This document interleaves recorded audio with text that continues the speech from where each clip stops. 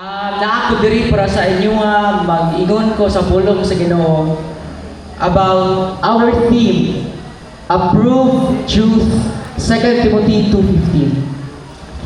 But before we start, pwede na ito yung show itong presentation ng nana sa screen.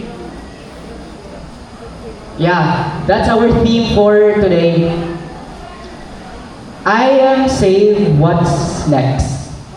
So, muna itong theme, before we start, let us all pray and let us bow our heads. Lord, we ask for your wisdom, Father God, and I pray as I preach your word tonight, bless each one of us here that we might understand your word, rightly divided.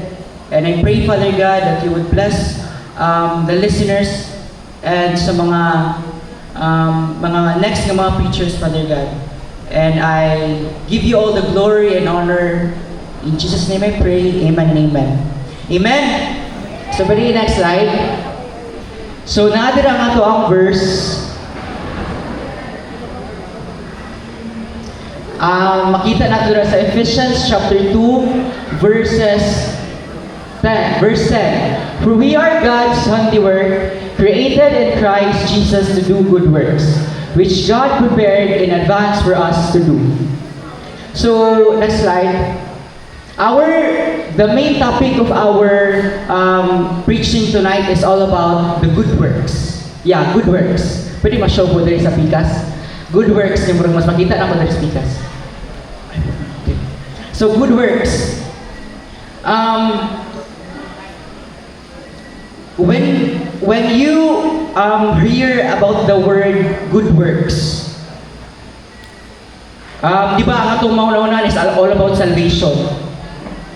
And do you believe, guys, that Jesus died for you? Mga tao, mga young people, do we believe that Jesus Christ died for us? Amen. Do you trust in the finished work of Christ? Amen. Di ba, nagsalig ka sa finished work of Christ? So, pwede next slide. Yes, next slide. Yes, next slide. Next slide. So, if you trust and believe, what's next? So, kung ning tuo ko o ning salig ko, unsay sunod. So, dira na number 1 atong first topic or our first part is number 1, we're going to devote ourselves in the Word.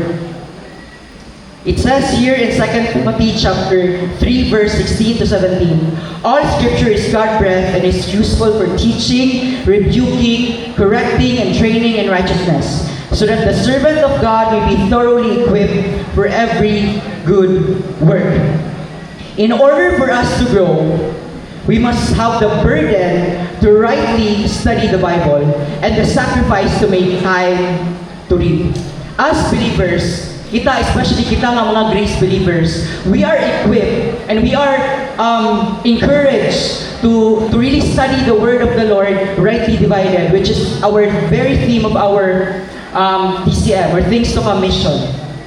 And also, we need to have the sacrifice to really make time to the Lord. Kaya mo lang na siya ang reason why we can grow to the Lord and why we can serve Him fully in our hearts. As kita, young people here, muna siya, to let that be the reminder of you that you need to have the burden. And I use the word burden para nga dili niyo ma-take lightly ang pagbasa sa pulong sa Ginoo rightly divided. Because you can read all the chapters and the books of the Bible, but if you don't know how to rightly divide the word, well then all wrong na gyapon na siya. All useless. So muna siyang number 1 thing.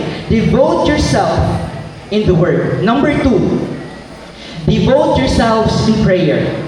This one, kaya naman, in order for us to devote ourselves in the Word, we need to pray so that we can know what say wisdom the Lord para sa taong kinabuhi. And it says here in 1 Thessalonians 5:17, pray without ceasing. Continue steadfastly in prayer, being watchful in it with thanksgiving. It says in Colossians chapter 4, verse 2. In order for us to grow, we must have the time to pray in truth persistently. Ano ang butang din truth persistently? Because we pray, sometimes dili siya sa truth. Ang kabulunag lang sa itong pag-ampo, dili na siya mao, it's because we don't read the Bible inana ka clear enough. Then mali atong prayer. So muna akong ginaingon dira. Next slide. The time to pray in truth, persistently, which is the correct way of praying. And also the desire to find Jesus in every area of our life. And that is a great reminder for us na as we pray, prayer is not just something that we do every night or every morning. Prayer is what we do every single time at the moment. The way we serve in the ministry. Even sa kanang pag-serve na to, sa kanang manglimpyo ta sa simbahan, we can pray nga, Lord, use my heart, Lord. Na even sa paglimpyo ako sa simbahan, even Lord, sa pagpagamit na ko ni mo ng specific ministry, I can serve you wholeheartedly of my life. Muna every area of my life, ang ako ang ibutang dira. And number 3, check ourselves and beliefs. Kani siya. Kay, ingon dira sa Colossians chapter 2, verse 6 to 7. Therefore, as you receive Christ Jesus the Lord, so walk in Him, rooted and built up in Him and established in faith, just as you were taught, abounding in thanksgiving. In order for us to grow, we must have the time to check our beliefs, the time to reflect our views of who Jesus is in our life. Kay kabulo mo sa mga worthy matters, sa mga worthy possibilities nga naabot sa atong kalibutan, daghan na kayo truth, nga dili siya truth, gikan sa Ginoo. Munang we must have a time for us to grow, we must have a time to check our beliefs nga tama pa ba ni? Tama pa ba ni ako ang ginabutang sa mga na especially me, nga usahay daghan kay mga random thoughts nga maabot sa kung that I am assuming that this is right, which in fact dili man jud siya right. Murag ingon na ba?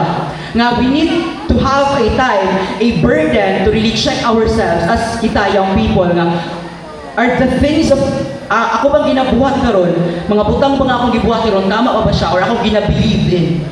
Tama pa ba siya sa truth nga gihatag ni Lord sa ato ang kinabuhi as a grace believer? And number 4, have joy and fellowship. And let the peace of Christ rule in your hearts, to which indeed you were called in one body, and be thankful. Colossians chapter 3, verses 15. In order for us to grow, we must have the heart to be thankful of the church, and the desire to fellowship them in truth. Kaya naman, having a church, having a family member that you can call church, it is such a blessing.